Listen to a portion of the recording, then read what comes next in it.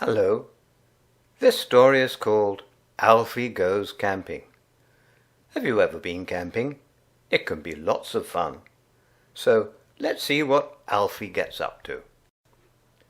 One summer afternoon, Mum hung out a sheet over the washing line and weighted it down with stones on either side.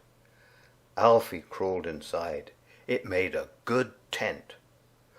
"I'm camping," Alfie called out. "This is my tent, and nobody can come in here unless I say so." But Annie Rose was already coming in through the other end, uninvited. Alfie went indoors and brought out some things to put in his tent. He brought out a colouring book and some crayons, a saucepan, his old blanket, and his knitted elephant. He spread a rug inside and some cushions to sit on. "Real campers cook their food over a campfire and eat it sitting on the ground," Alfie told Annie Rose. So they put some bits of grass into the saucepan and cooked them over a pretend fire. After that they went inside the tent and lay down on the cushions. Alfie pretended it was night time, and there was a forest all around full of wolves, snakes, and snarling tigers. Annie Rose was not quite sure whether she liked this part of the game, and she soon trotted indoors to find Mum. Alfie was still in his tent when Dad came home from work. He brought out a mug of tea and drank it sitting by Alfie's campfire. Dad told Alfie that he had owned a real tent when he was a boy, and had slept out in it all night. "I'll look in the loft and see if it's still there," he promised. "And if it is, we might try it out next time we go to visit Grandma in the country." Dad did find the tent, and Alfie was very excited when the time came to put it up in the field next to Grandma's house. Everyone came out to watch. It was big enough for 2 people to lie down in. Annie Rose was too little to go camping, so it was going to be just Alfie and Dad. They had brought proper foam mattresses and sleeping bags with them from home. "Oh, I hope it doesn't rain," said Dad. Alfie could hardly wait until bedtime. He kept going in and out of the tent to check that everything was ready. He had put his blanket and elephant beside his sleeping bag. Dad had put an electric torch beside his. At last bedtime came. Alfie had a wash and put on his pyjamas and dressing gown, just as usual. He wanted to cook his own supper over a campfire, but Dad said that might be a bit difficult. Instead, they had supper in the kitchen: jacket potatoes and baked beans. Grandma gave them some apples to take with them into the tent. Then they set out. It was strange not to be going upstairs to bed, but down the garden, through the gate, and into the field. It was still light. Dad and Alfie sat down in front of the tent with a blanket around them and ate their apples. They watched the sun go down behind the trees. They watched the sky change colour. They saw the birds swooping and calling to one another. They sat there until it was quite dark, and the stars came out, one by one. It was very mysterious to be outside at night, under the big sky, with rustling noises all around and the wind blowing the branches about. But Alfie felt very safe being there with Dad. Just before it was time to settle down, Alfie jumped up, scampered off across the field, and did a little dance all by himself under the stars.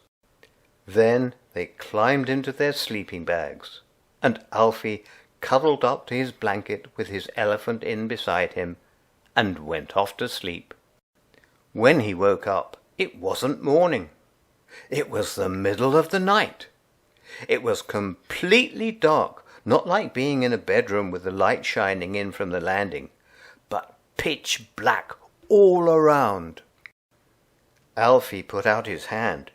He could feel Dad's back next to him, humped up inside the sleeping bag. Alfie lay very still and listened. He could hear noises outside, strange creakings and flappings. Inside the tent he could hear Dad breathing, but then Alfie realized that he could hear something else breathing too, and that something was outside the tent. Alfie sat up. He didn't scream. He didn't even cry. He just leaned over and wrapped his arms around Dad's neck and squeezed very tightly indeed. Then, of course, Dad woke up too. Now the breathing thing was just near their heads.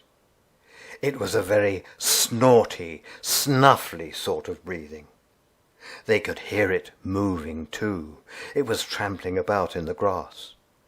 Then it went round the tent to the zip opening, which Dad had left not quite done up, and started to push against it.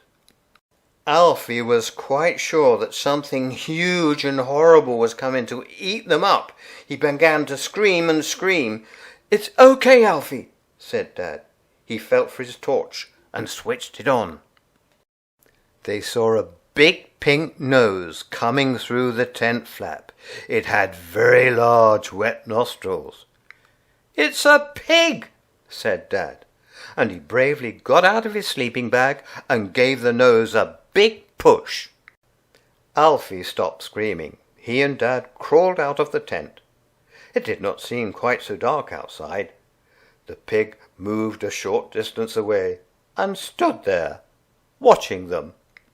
I didn't know Jim Gatting had put his pig in this field," grumbled Dad sleepily. He tried to make the pig go away, but it wouldn't. After a while they tried to go back to sleep in the tent, but the pig kept trying to join them. In the end, there was nothing for it but to take the tent down. They collected up all their things and carried them back into Grandma's garden. It took several journeys to and fro. The pig followed closely behind them. When Dad finally closed the garden gate on the pig, it stuck its snout through the bars and watched them. Dad told Alfie that they couldn't very well wake up everybody in the house at that time of night, so they had better put up the tent again in the garden. Alfie thought that was a very good idea. At last they got the tent back up and crawled into it, and the pig got tired of watching and wandered off down the field. Alfie and Dad dozed until it was nearly light.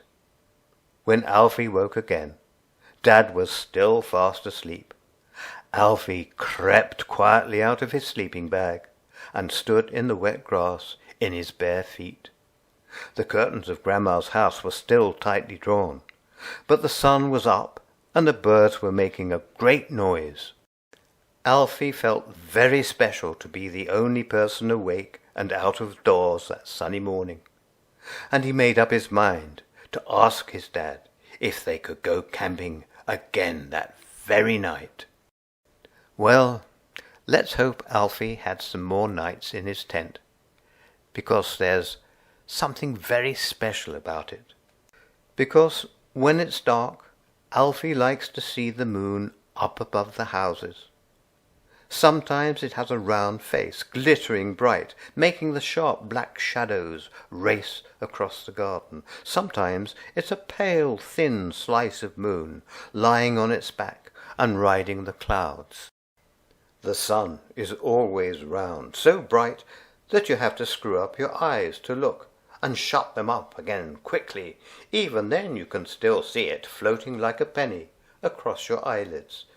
But the moon is a silver light, always changing, every night a little bit different. Magic moon.